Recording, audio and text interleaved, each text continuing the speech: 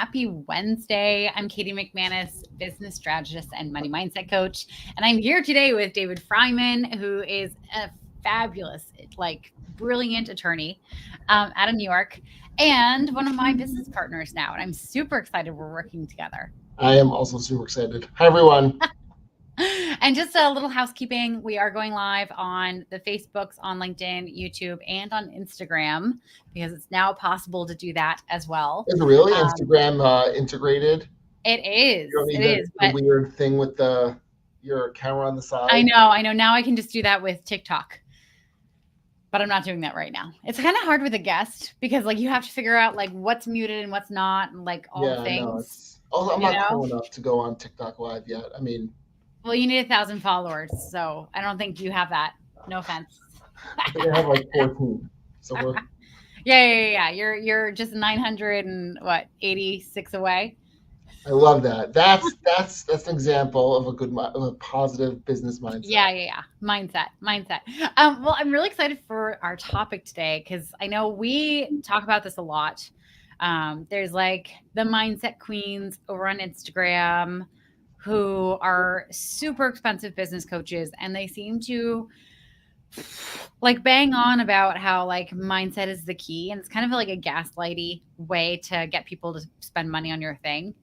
And mindset's so important when you're scaling a business from multiple 6 figures into 7 figures, but it's not the whole thing. And really the only way you can have a mindset that you actually believe it's going to happen is if you have logistical shit also set up, right? A good legal strategy and a solid marketing plan and an offer suite that's actually going to get you there and a rollout strategy.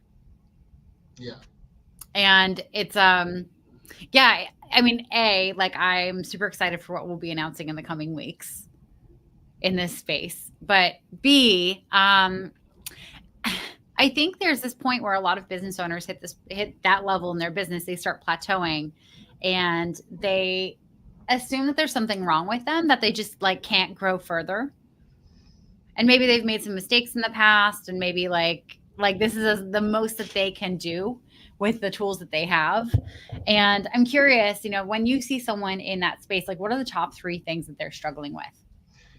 It's a great question. And I think mindset, I think with the problem with a lot of the mindset business coachy marketing is that it's true. Mindset really does make a big difference, but it's very easy to say. Right. And it doesn't make a difference in this magical rags to riches kind of way. Right. It makes a difference on the margins. It makes a difference when you're on a sales call and party really doesn't believe that your offer is worth the money, and so it affects your tone and your attitude. It affects the way you might hesitate when you get an objection and cost you a sale. So it matters, but that doesn't mean that if you fix your mindset, clients are just going to be lining up and compulsively entering credit card information, right? Oh, 100%. But and I want to say, to my point, so but to the point we were having before this is that, to be convinced of your value and to convinced of how much you're charging, a good strategist, a good marketer will help you really see the value of what you do. Oh, absolutely. And I think a lot of the times when you lean too far into mindset, it's you jump over those pieces, which are so important if you're building the value of what you're doing. Yes, I think that the reason I emphasize the mindset piece is because I think part of the reason it in a lot of cases is sort of slimy is because it jumps over really basic aspects of what you need to build a successful business, any kind of business. Yeah. And you need a business model that's validated. That's also an important step. Just because you have your marketing lined up and you have a set of offers perfectly priced for your audience, then there's the step of making sure your thing works, right? That the service that you're providing solves the problem that your clients have, which sounds like that's a pretty obvious thing to check, but a lot of business owners will kind of rely on their intuition to get that far. Yeah. And when you have somebody that has been in the world, like in the world of providing that service, and they've lived and breathed that service, and they know their clients, or they think they do, sometimes it takes an outside perspective, somebody that's not invested directly in the business, to like tap you on the shoulder and be Yeah. like, have you tested that? Does this Yeah. work? Are your clients actually seeing the results that you think they're seeing? Have you implemented any kind of system to check? Yeah. Are you say you know your ideal client? Do you really know your ideal client? What are some ways to kind of validate that and get people out of their intuition? When you're a solopreneur, especially, it's very tempting to, be in the silo and put on tunnel vision and focus on, the three or four aspects of your business that you've been taught are going to move the needle. Right. And when you have a team, whether that team is, you have co-founders or partners, or whether you have a fractional team that you put together, um, it's really important to have someone who's going to kick those tires. I Right. know with my team, both my internal team, my associates, and um, my fractional operations team, Mm-hmm. something I emphasize all the time is like one of my mantras is that like I need you all to prevent me from drinking my own Kool-Aid. Right. I know that I have a tendency to get really excited by an idea. Yeah. And sometimes when you have a leader that is super excited by an idea and passionate and ready to run with it, everyone else is kind of like, should we tell him? Right. Like, are we gonna get in Right. trouble? Like, maybe it's a good idea, right? Like, Yeah. I go out of my way to like encourage my people to like kick me in the nuts if you have to. Like, make sure that like I stay, level and humble and open to Sorry. Sorry. I just imagine Sarah kicking you in the nuts and you just be like, get a. excuse me, I'll be right there. No. Um, well, I love where you're going with this because it's so true that like you can get super excited by all these different ideas. And I see a lot of people, especially when they've reached a certain level of success and they kind of know what works, when what's worked to get them to that level of success, that they get so mired in it. And this is kind of where I personally was kind of in this because I know what works on LinkedIn. Like I know how to get business from LinkedIn, and I'm very comfortable with posting there and going live there. And I know all the actions that will lead to me getting one-on-one clients and group clients and all that stuff. And like, I don't know what I don't know on other platforms, or at least I didn't. Like, I'm learning. But I think when someone gets to that point in their business where they're really confident in some areas and they've been so dependable, they have a really hard time leaning into other areas that are new and kind of scary and they're more unfamiliar with because they don't have that level of confidence, and that's kind of what they've gotten used to. Right? Like it's like they're no longer the newbie in their business, but like they're a newbie in this new way, like maybe like a marketing strategy or a legal strategy.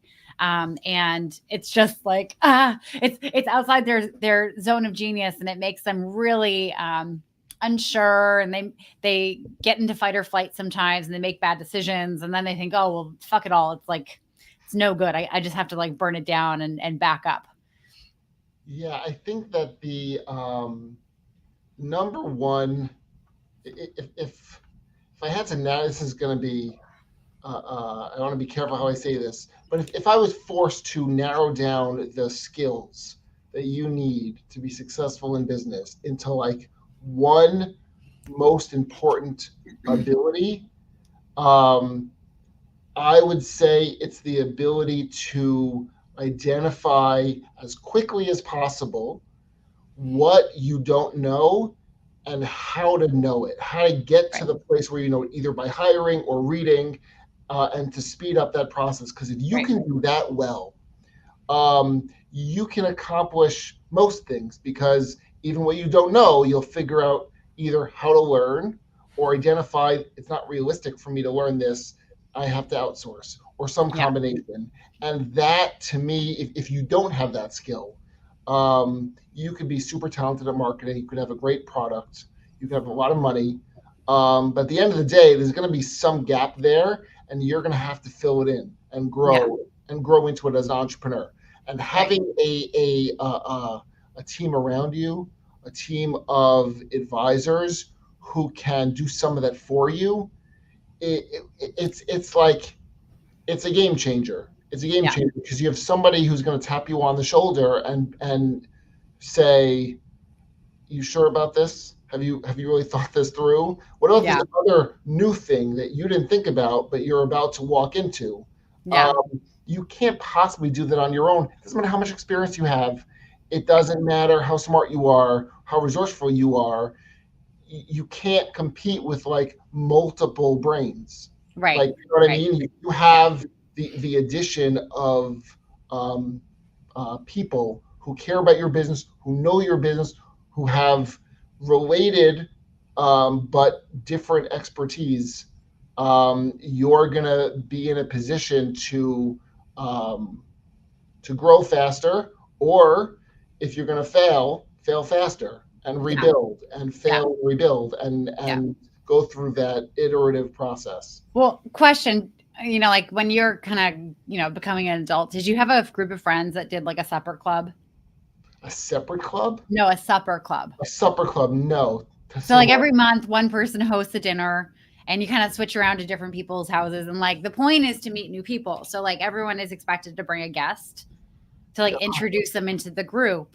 And there comes a point in a supper club where it has to like become almost a catered event, right? Because if you're inviting too many people, I like if it gets out of control. So you might start with 5 friends and they each bring a friend. Like cooking for 10 or 11 people plus yourself or including yourself is one thing, but when it grows up to 50, like it really becomes that question of, am I cooking for 50 people or am I contacting a restaurant and having them put together some catering for me? You Yeah. know? So yeah, we didn't have And supper clubs, but we had like a Shabbos dinner and holiday right. meals, which Yeah, yeah, had yeah. similar But feel. Yeah. But you get to that point with your business too. Like, okay, cool. You can really consistently like churn out a dinner for like 11 to 20 people.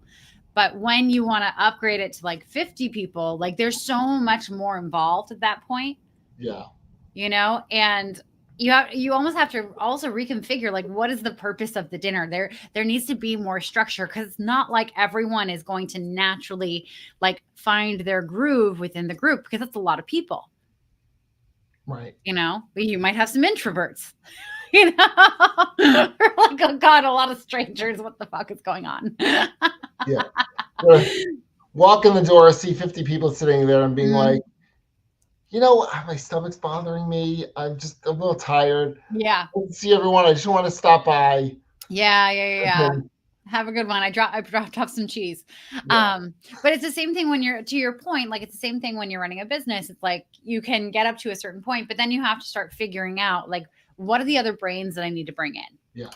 What's going to be really helpful here? And I just want to see Justin. That's a 4-hour work week kind of dilemma, unless cooking is part of your love language, in which case the time saved isn't as important as the effort to make the meal. Yeah, 100%.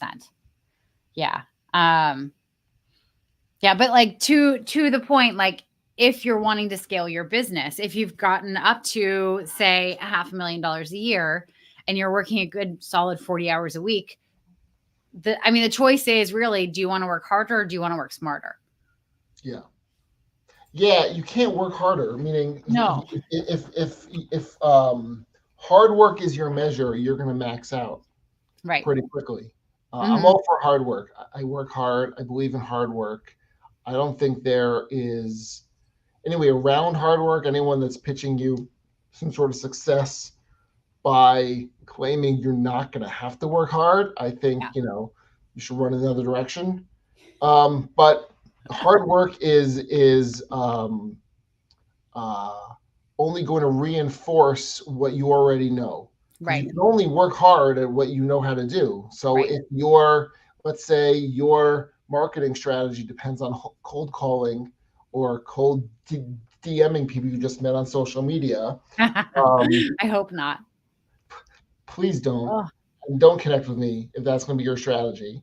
yeah, no. But if that's what you're doing, then you can work really hard. You'll just do more of it. And if it's not working for you, you're going to spin your wheels. Yeah. Yep. Yeah. Well, also, I mean, I'm a firm believer that if you build a business that requires you to work hard for it to be successful, there's never a point where it's going to get easier. Right. Like the hard work should be in setting up the systems that allow for it to be easier down the road. Yeah, you're the if providing the, I mean, every business is going to be a little bit different here, Mhm. but to sort of simplify a little bit, if providing the service to your clients, whatever service you're providing, is just you personally engaging in some activity for your clients, being on calls, writing documents, preparing copy, designing, uh, uh, um, marketing, whatever it is, Mhm. that is not a scalable business, and you will, other than marginally raising your prices, which you can do, and if you're starting out way too low, you can get a lot just by bringing your prices up to market rates. Mhm. But you're going to cap, and there's no way it's going to get easier for you Right. unless you redesign the business in a way that allows you to either scale it if you want Mhm. to, Yeah. or to just provide you with a lifestyle that allows you to delegate what just isn't the best use of your time. Right. Yeah. In my experience working with coaches and service providers, um, no matter how good you are and how the high level of service that you offer, if you are honest with yourself and you kind of audit your own service, you can probably find aspects of the service you're providing that somebody else can do just as well, if not better. Mhm. Right. So if you're teaching, let's say you are training clients on social media or on Mhm. social media, that's a relatively common business. You're training people on social media. So your service is going to involve writing copy, maybe filming, maybe content pillars, maybe designing strategies, identifying your target audience, things like that, right? And you might be phenomenal at all of those things, right? But most likely you have like a narrow zone of genius that sets you apart, where you really are a difference maker compared to your peers. And everything else, somebody else can do, right? Right. It doesn't need to be you teaching somebody how to use Canva. That doesn't have to Right. be you. It Right. doesn't have to be you teaching somebody on how to use Facebook ads. Yeah. And so when you start thinking that way, you start narrowing your zone of genius, the activity that you do for your clients, that's a difference maker.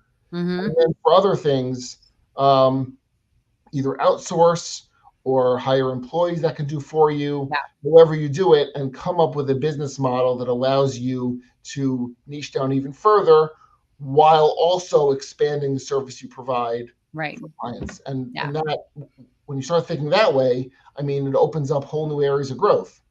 100%. And I firmly believe, because I've seen it time and time again, this is where, like, when a business owner starts operating in this way, where they start identifying, like, here's a part of my brain that I no longer need to use anymore, I'm going to hire this person, and here's another part of my brain that I'm going to hire someone to do this, and da da da da.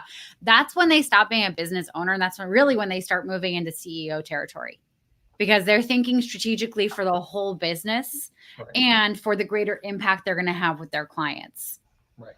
And they're really taking themselves out of the day-to-day equation of running the business. Right. Of course, they're still going to be involved in a lot of things, but like, it's not going to be bottlenecked with them. Right. And that's where, like, back to the mindset, like, if you want to hack your mindset into believing that growth is possible for you, you do need to do some actions to get yourself transitioned from just business owner, not just business owner, but from business owner into that CEO territory. Because that's the point where, like, your day to day is going to start informing your nervous system that, oh, wow, like everything is fine with me stepping back and with me focusing on these higher level things. Cool. Like, what? And at that point, you're going to have like this capacity to get creative and see about, different ways that you want to grow. Yeah. I just noticed on the bottom of my screen, it says next to my name, "You're in the show. Everyone can see and hear you," which, is true, but for some reason, seeing it just flash before me was like a little bit, it's like, everyone can Did see you and not hear think you. did you think that you were in the show, that it was just me talking, having a conversation with someone? Everyone's just like, is Katie lost it? Kitty, Katie's just sitting here like going like, uh-huh, for I've like always wanted to be your long imaginary silent friend. portions. That's a new service I'm thinking of offering. Your fractional imaginary friend. I'll appear side by side on video, but not as part of the show to make it sound like you're hallucinating. That, Oh my God. but turns out you can see dead people. So Are you I hope you're not dead. no, I I'm mean, in the speaking of show. magical powers, do we want to tell everyone what my magical power is whenever we're Yeah, on the you know what? phone? I'm going to say that I'm going to out Katie. It turns out, in addition to being a coach and a wonderful human being and friend, Katie is a witch, specifically a money witch. And in the 3 years that we've known each other, I have received a crazy amount of money, literally while on calls with Katie. Like a half hour ago, a half hour ago, we're just like, sitting on a call, talking about going live, planning some things, figuring out what we want to talk about. And I got an email that like I got another payment went through. I think Well, it I've was done, last Monday when we were in our planning session for the company we're launching, which everyone stay tuned. It's going to be so cool. yeah, And it all relates back to this. But anyway, you got a payment for like $73,000. yeah. There's an entire like multi six figure business that I've like that's literally just happened on calls with Katie. Right, right. It's I crazy. remember there was that month, because this started like 2.5 years ago, Yeah. something like that. But there was a month where like every time we talked, you got either a payment for like 30,000, 50,000, 35,000, like back to back to back. And they were all unexpected. They were all from clients who like hadn't paid their bill a while ago and was like following up and closing the loop. Yeah. Wild. I just want to add, if the FTC is watching this live right now, this is not a promise that Katie No, can like no, no, hold no. clients when on the phone with them. Let's just make that clear, just in case anyone's Yeah. investigating this. Mhm. I mean, But unfortunately, this by the magic way, if doesn't you're work for making everyone. things, what? Yeah, unfortunately, like, this magic doesn't necessarily work for everyone, I'm but, special. It's yeah, only yeah, for yeah, me, yeah, yeah, and yeah. maybe some other choice clients, but it is definitely not a guarantee. As No, Katie, as your lawyer, I'm just gonna thank you. giant disclaimer. Um, but yeah, thankfully, both of us are far on the safe side of the FTC standards. That they've been really aggressive in the last couple years in finally going after um, basically scams, like Yeah, marketing scams, coaching scams. yeah. Um, yeah. So if Oh, you are a but money witch, thank what? God they're going No, after you this. know what? Because when you're trying to pitch honestly and trying to be realistic, Yeah, you have competitors, essentially competitors that are going on social media and saying things like, sign up with me and you will be making tens of thousands of dollars within 3 months implementing this new mindset strategy, right? no, It's not just garbage, it's also, it muddies the water for everyone. right. And it either makes it harder for you to sign clients because people just have unrealistic expectations, or they get burned and now they just think that all of these service providers and consultants are full of crap. And Right. so they're just going to be turned off from the industry. Either way, it's a lose lose. Yeah. Yeah. And I mean, the saddest thing about it all is that there are people who are genuinely talented who need to be in business because they need to be able to help the people that they can help. And because they're signing up for bullshit programs that just sell fluff and don't actually have any like strategy or like how like broken down how to's to like action on their business, they're going out of business. They can't, they're not making any money. They fold. They have to go back to a job, which, not hating on the 9 to 5s. 9 to 5s are great for a lot of people. And also, I'm convinced that a lot of the people who sign up for this shit, like, they could be so incredibly successful and have such an amazing impact on the world if they just knew what the hell they were doing. If they just worked with someone who could show them how to do it. Yeah. And unfortunately, it's becoming harder and harder to distinguish yourself as one of the good ones, Hmm. as someone who is really trying to help. And to me, I think one of the big differentiators is customization. Yeah. I mean, I can tell when I'm looking at some consultant or coach or guru of some sort, and they're pitching a generic strategy, right? Hmm. And a lot of them, it comes from a place of, I did this thing in my business. Right. I got wildly successful. Let me teach you how to do it. Right. And there is uh, a trend that you sometimes see in the coaching world that you can you don't actually have to know what you're doing. All you have to do is be a few steps ahead of your clients, which, like, Right. no, you should actually know what you're doing. Yeah. You might be a few steps ahead of your clients because you got lucky. You might Hmm. be exceptionally talented in ways that you don't know how to teach. Those are different skills. Yeah. Being really good at sales and being really good at teaching sales, they're related, but they're not Yeah. the same thing. Yeah.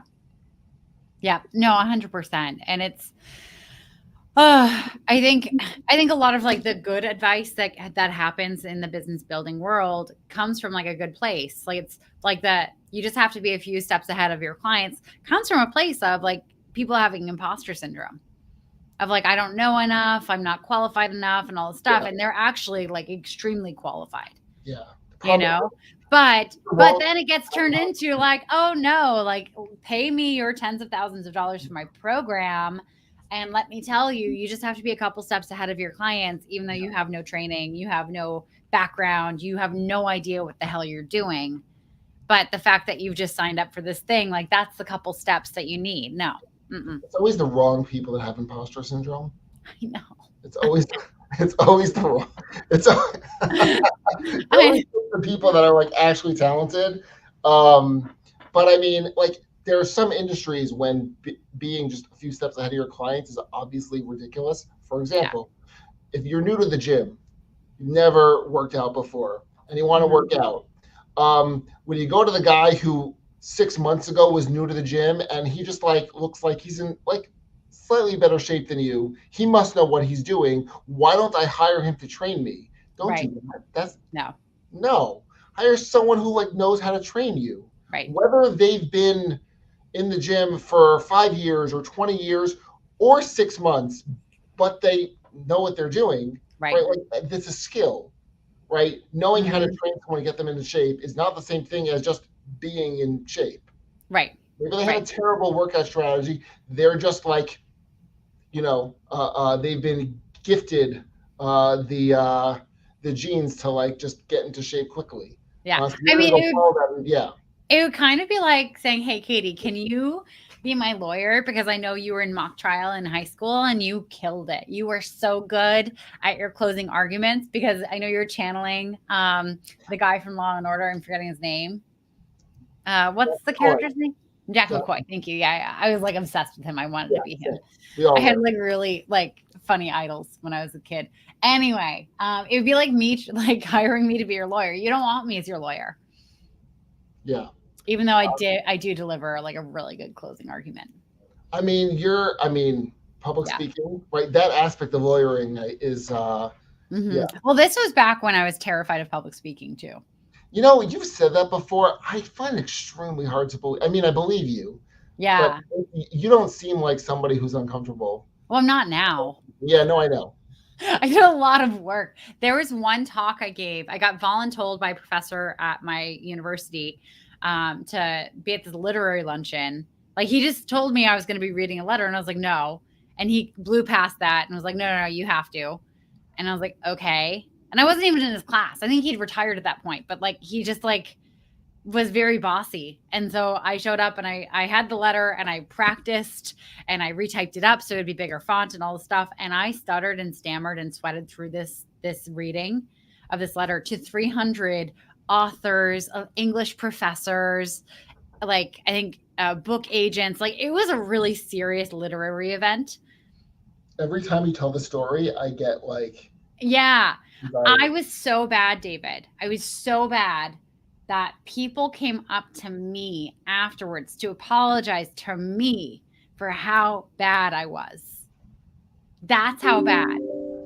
And I literally like at the like that night, I think I stayed up until like 2 o'clock in the morning. I was like beside myself, so upset. I borrowed some books from him, some French books, and I literally like grabbed, put them in a plastic bag, shopping bag, drove by his house, left them on his front porch, and I never spoke to him again.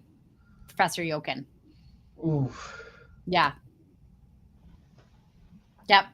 If you're watching this, Professor Yokin, Katie's come a long way. She's a phenomenal. I wonder if he's died. I don't know. He was pretty old back then.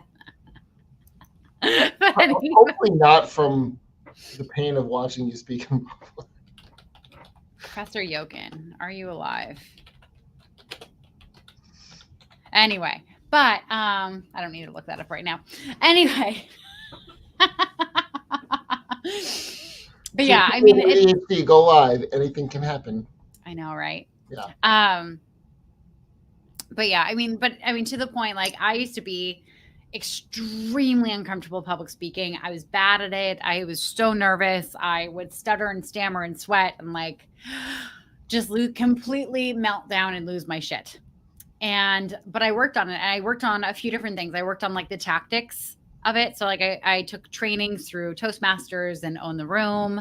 And then I just practiced a shit ton and I got guidance from people who did it a lot. Yeah. You know, it was kind of a combination of practicing, desensitizing myself to the trauma of it, and also like understanding the mechanics of what made it good. That really helped me go from really bad to fine. So to bring it back home, uh, whether it's public speaking, your business, Hmm. health, your whatever else you're trying to do in life, um, there's a million people that are selling you like a magic formula. Yeah, Um, and even if they're a money witch like Katie, that can seemingly manifest cash out of nothingness, um, it's still right. It really. I just have to show this is my money bowl for myself. My money witchiness doesn't necessarily work for me all the time, but it works for David. But I'm determined this I'll year take for it it. to start working more for me. I'll take it. So Yeah. yeah, Um, maybe blow on it, David. I don't know. Like, the crazy thing is that from uh, a lot of the content you see online about this stuff, like the money witching, like could pass for a serious point. That's the yeah, level that we're talking about. yeah, Um, and I think that there is a temptation to say, forget it. All these people are trying to take your money. They're not going to help you. Just kind of do the best you can, figure out along the way. And you can figure, you probably can, but you're going to fail a lot more. It's going to take you a yeah, lot longer.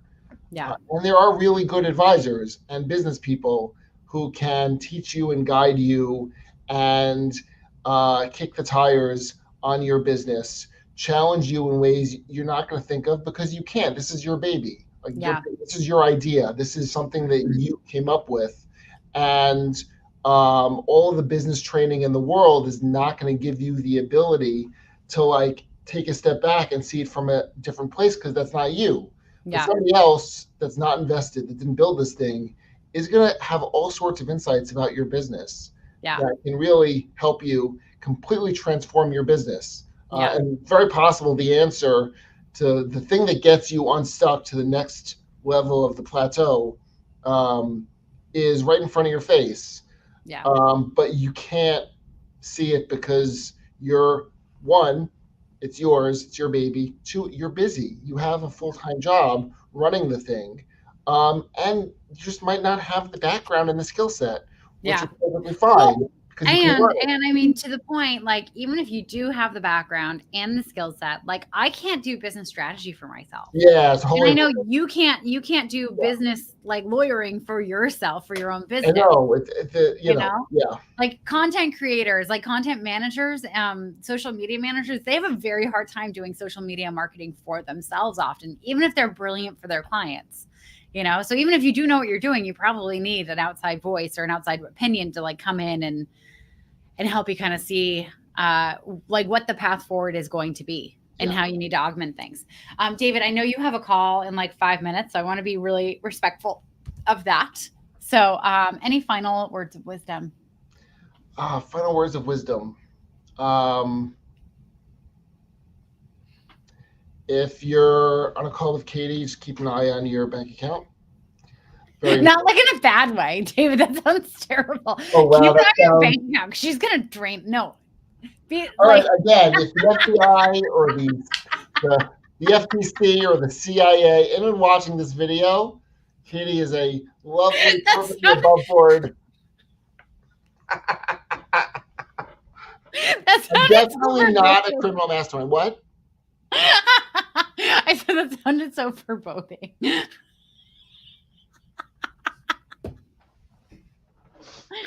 All right. Well, Okay, we'll. Uh, that's awesome.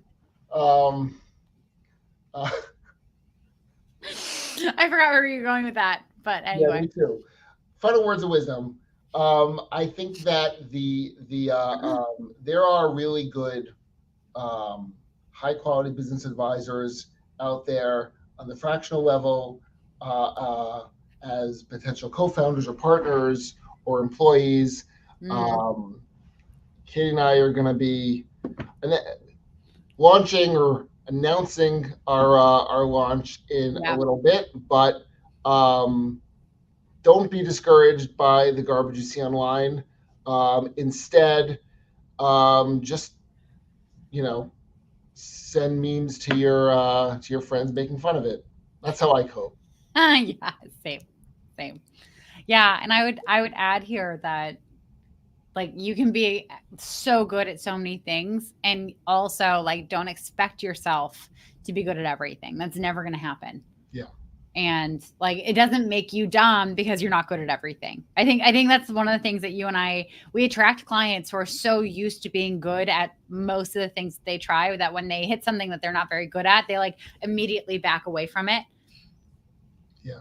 And by the way, this is much easier said than done, Oh and yeah. I struggle with this, and I know a lot of people. It's very easy to say out loud. It's still true though. Right. And even when you're going through it and you're struggling with it, you are not good at everything. Right. Definitely not 100%. It's never happened in the history of the world at anything. If you can get to a point where you're like mediocre at everything, but that's not even that good. You want Mhm. to be like excellent, brilliant, in fact, at like a couple of the things you can provide, Yeah. and then either get help or learn what you have to learn and build a team around you to keep you in check and keep you honest. Yeah. I mean, let's look at Genghis Khan. Amazing military mind. He had the first like so yeah, he had the first government that had freedom of religion. He had the first government that was created with people in a meritocracy. It wasn't just like family members being appointed to shit. But also he was really bad at training his family members to not be assholes. And so everything fell apart after he died. Yeah, Don't like if he brought in maybe like a family psychologist to like train them not to be assholes, things probably would have been better. That's a great way to end this. Thank you. All right. With that, you have a call in a couple of minutes. So we're going to go. Everyone, thank you for joining. By the way, Katie, thanks for Dustin, having thank you for being me. here. Thank you, David. Thank you for being here. And I'm Katie McManus, business strategist and money mindset coach. I'm David Fryman, attorney for startup founders and entrepreneurs. And we will see you all soon. Bye. And here.